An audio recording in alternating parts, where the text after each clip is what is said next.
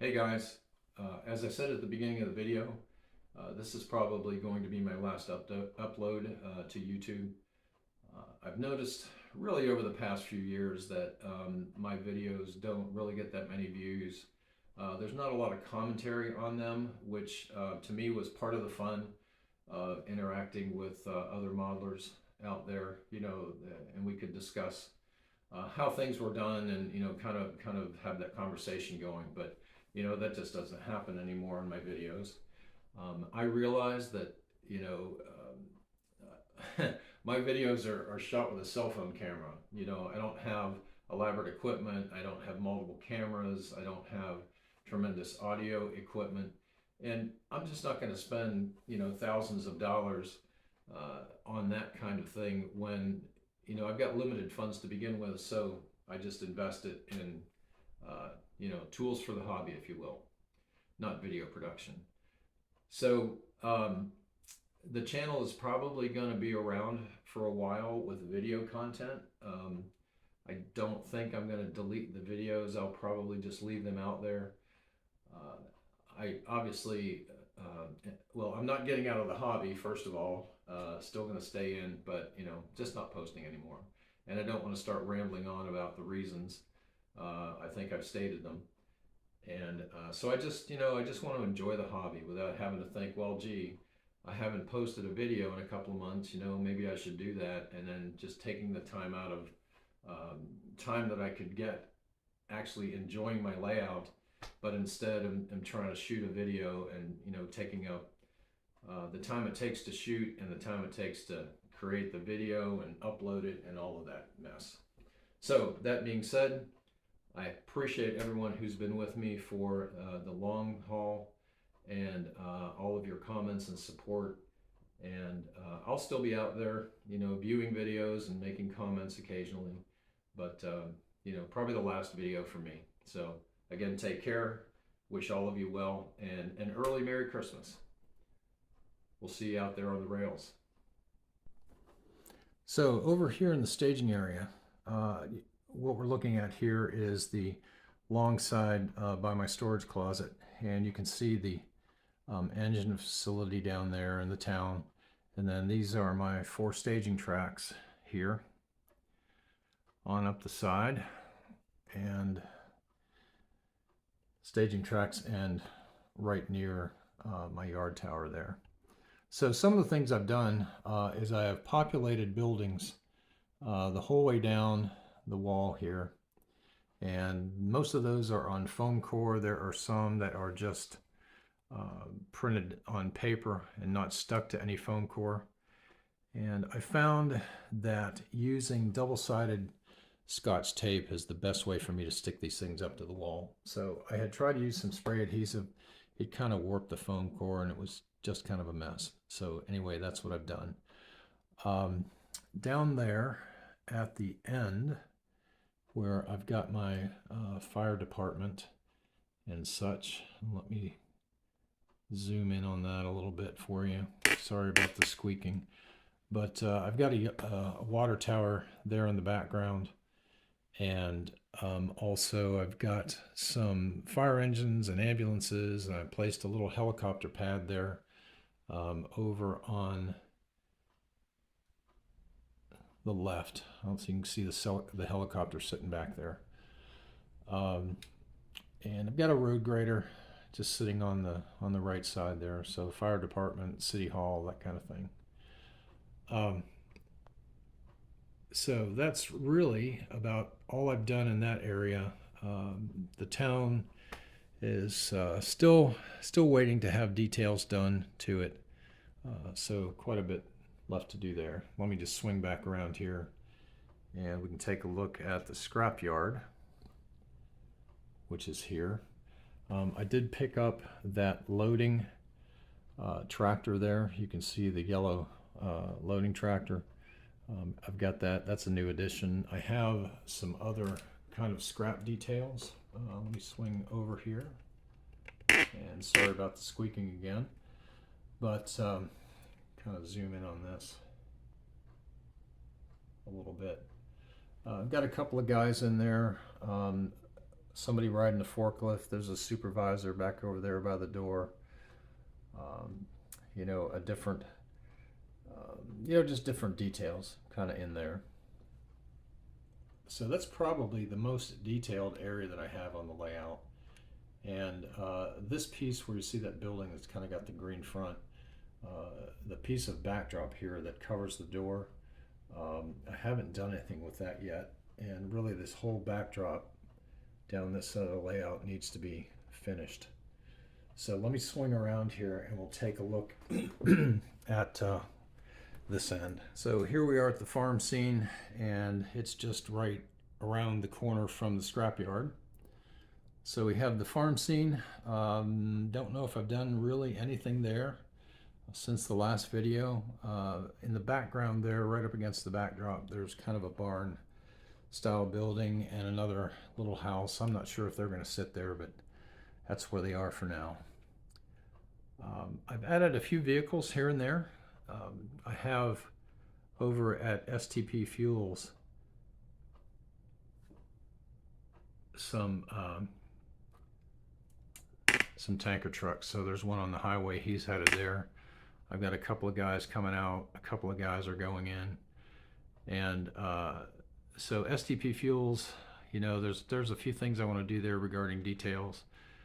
I have a little warehouse, which is another place for me to set up box cars.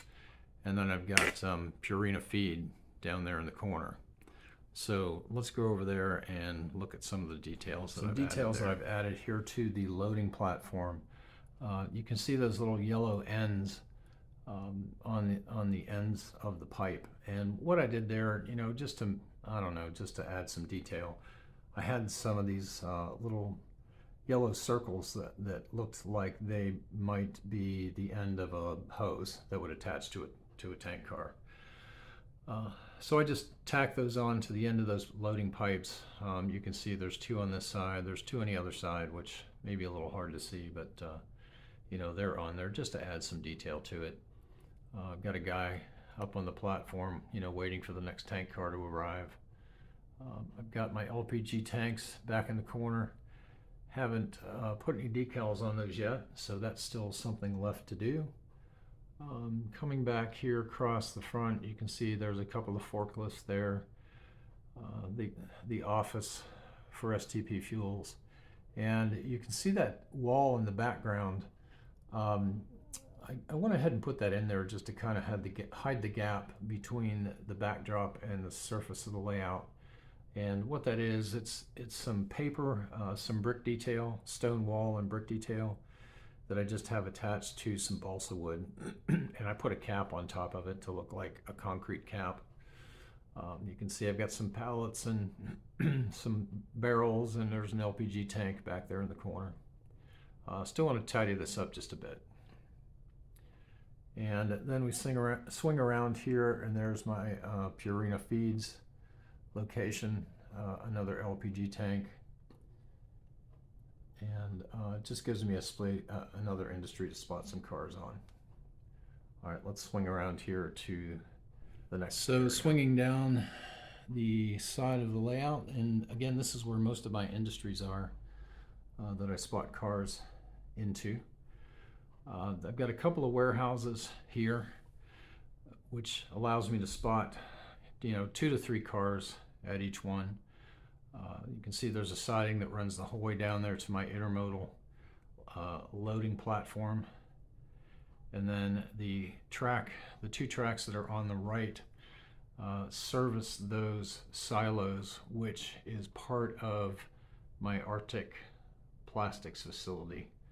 I have a fairly good sized parking lot in there between the warehouse and the office. The warehouse is on the left, manufacturing area on the left, and then the offices are on the right.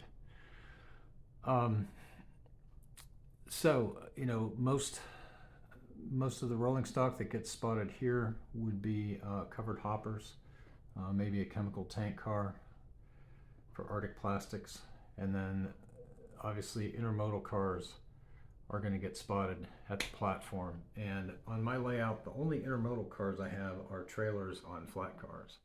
So I don't have any well cars, I don't have any spine cars.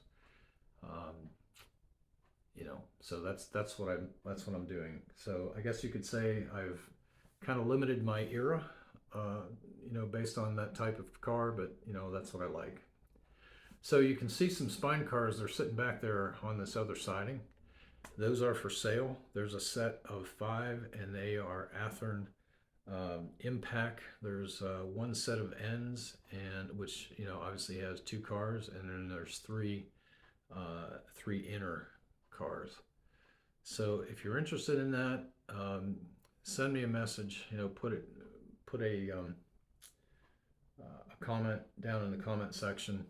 I'll include my email address, so if you'd like those, let me know. Maybe we can work out a deal. They are for sale. Way back in the corner over there, and I will try and zoom in on that.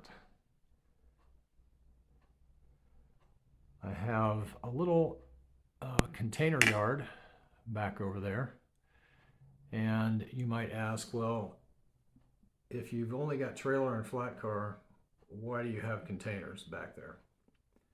And that's a pretty darn good question. I'm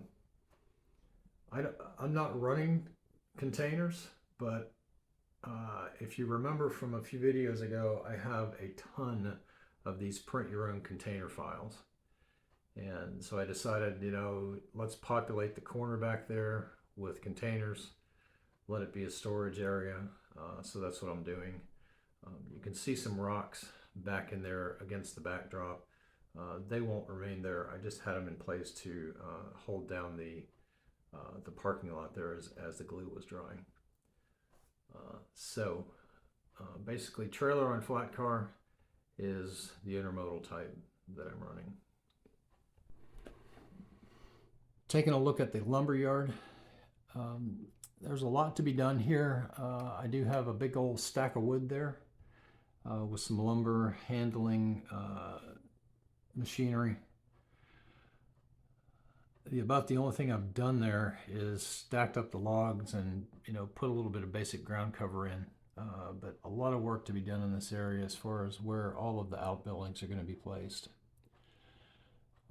I have an industry here which is not rail served. It's a printing company, and over here is Ma's Place, which is the local hangout for lunch and dinner for all of the guys who work on this side of town. I do have a road in here now, which, sorry again about the squeaking. You can see it goes around in front of Arctic Plastics to a railroad crossing back there. I've got the center striping done, and it runs around here and then goes off the layout. So again, not much has changed here. Here's a shot of my off the layout storage. That drawer holds about 50 cars, I believe, and it's just mounted on drawer slides and allows me to, work my cars on and off the layout and then just have a place to put them. So it's, slides back under the layout there when it's full, and it allows me easy access. I can see all the cars that I have, and I'm not fumbling around trying to open up little storage drawers and remember, what I have where. So in conclusion, we'll take one look at the other side of the lumber facility here. That's where I am, kind of up to date, up to the minute for the fall update on the layout. I think I had commented, I don't know when, several videos ago about this pond here, this log pond, how the resin never dried and it was tacky. And I think what happened there is that when I made the resin mixture up, I tinted it with some paint, just some acrylic paint, I think some brown and maybe some green. And I'm wondering if that, the addition of that paint kind of messed up the cure on the resin and left it tacky. So, the thing about it is you don't want to stick your finger on the pond because it's going to leave a big old fingerprint there, and you may get stuck to it. But You know, I don't have to worry about that. I'm not going to put my finger on the pond, so not something I have to worry about. So don't know if anybody has come across this before, where you've tinted resin with some paint and it's kind of messed it up. I don't know if I could pour, you know, a thin layer on top of this and get it, you know, get it to cure. But really, I'm not worried about it. But anyway, just wanted to make that comment. Um, so I guess that's it for now. We'll call this the fall update. I hope everybody has a pleasant holiday season coming up. I don't know when the next video will be. It could be 2 or 3 months down the road. Um, but I just wanted to go ahead and give you an update and let you know I'm still alive. So take care, everybody. Don't forget to like and subscribe, and we'll talk to you soon.